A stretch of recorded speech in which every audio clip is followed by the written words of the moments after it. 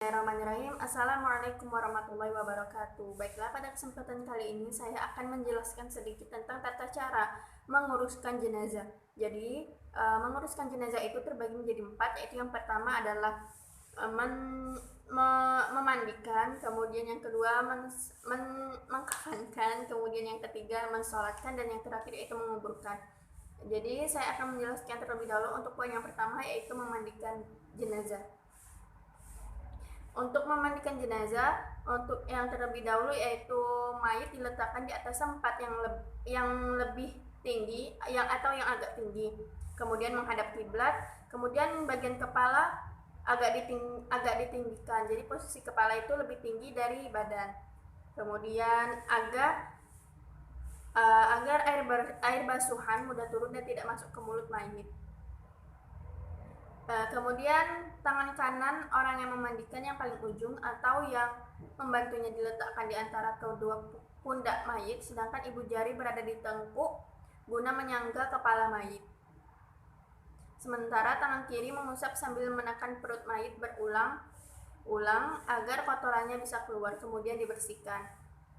Dan kemudian yang terakhir yaitu kemaluan mayit dibersihkan dengan menggunakan tangan kiri yang dibungkus kain sebagaimana orang istinja.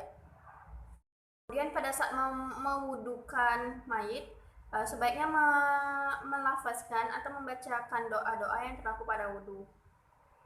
Misalnya nawaitu wudu masnunu lihadzal mayit, kalau untuk perempuan kan lihadzil mayit sunatan lillahi ta'ala.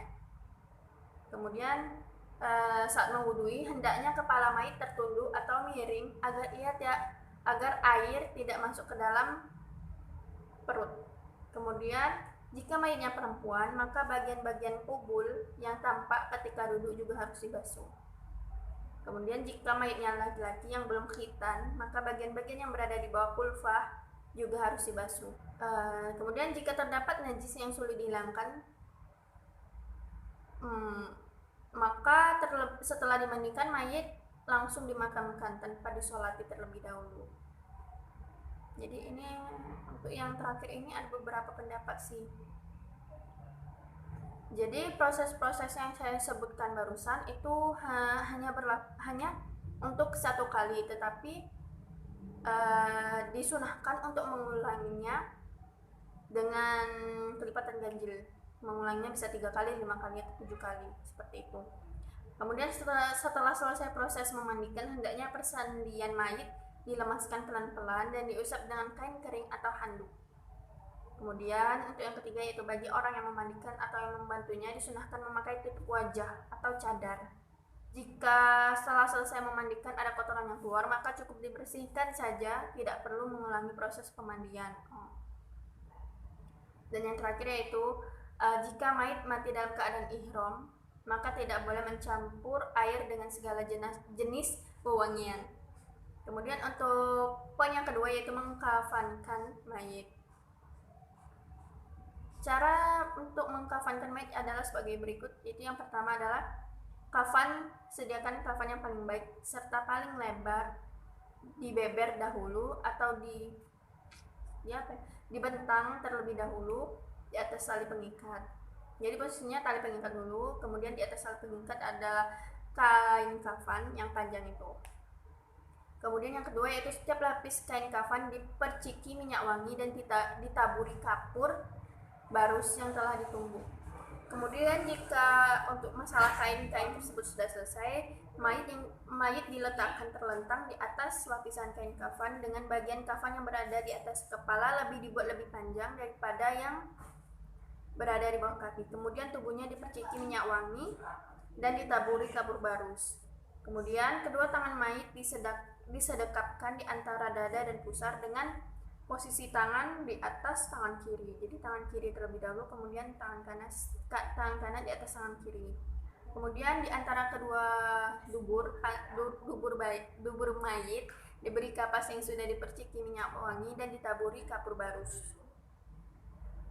Kemudian menutup semua lubang yang ada pada tubuh mayit, baik yang asal maupun yang baru, serta ketujuh anggota Sujud dengan menggunakan kapas yang sudah dipercik minyak wangi dan ditaburi kapur barus.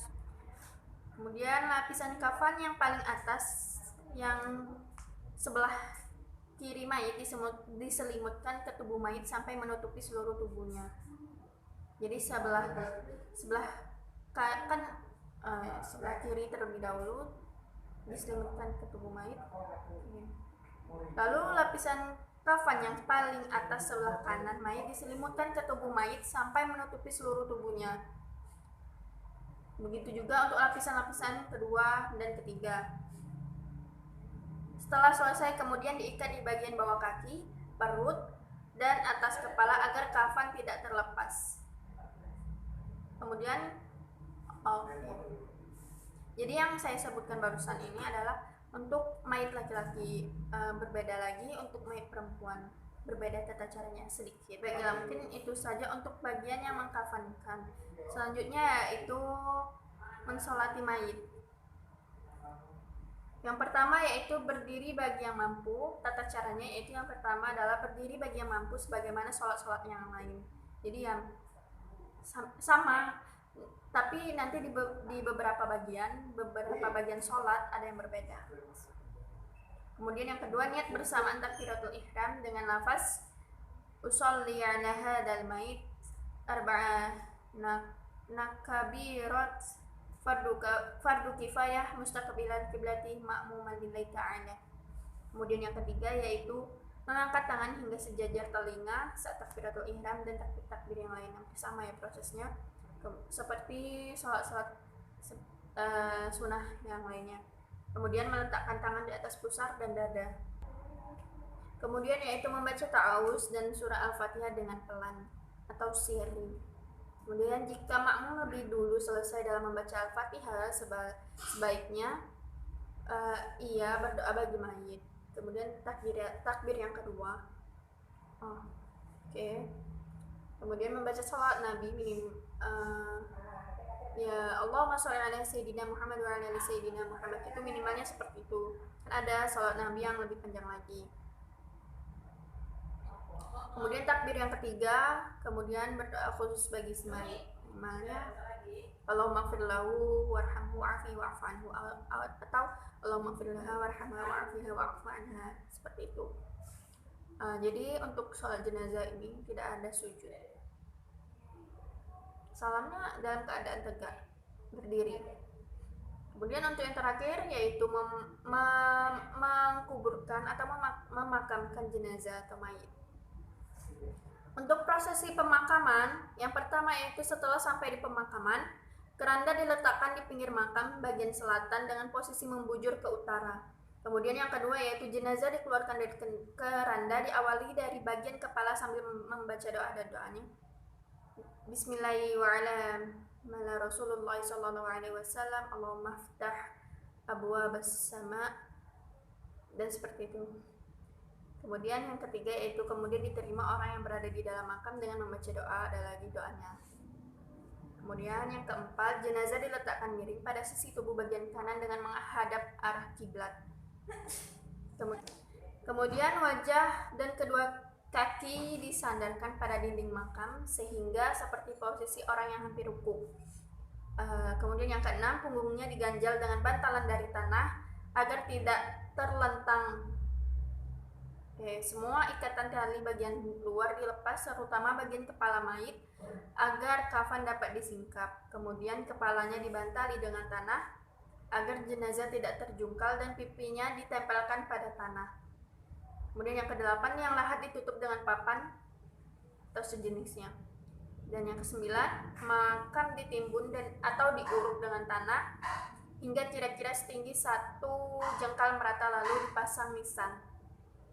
Kemudian nisan sebaiknya ini untuk aturan lainnya yaitu nisan sebaiknya berupa kayu, jangan dari bahan yang permanen. Kemudian bagi pengiring agar menaburkan tanah ke makam 3 kali dengan berdoa. Untuk taburan masing-masing itu kan untuk tadi saya sebutkan ke makam 3 kali dengan berdoa. Jadi itu untuk yang pertama, yang kedua, yang ketiga itu berbeda doanya. Kemudian mentalkin mayit, mendoakan dan memintakan ampun atas dosa-dosanya. ya semacam berdoa untuk ya yang tadi Allah maghfirlah warhamhu wa'afi wa'fu anhum dan masih banyak lain. Mungkin itu saja yang dapat saya sampaikan, lebih dan kurang saya mohon maaf. Wabillahi taufiq wal hidayah. Wassalamualaikum warahmatullahi wabarakatuh.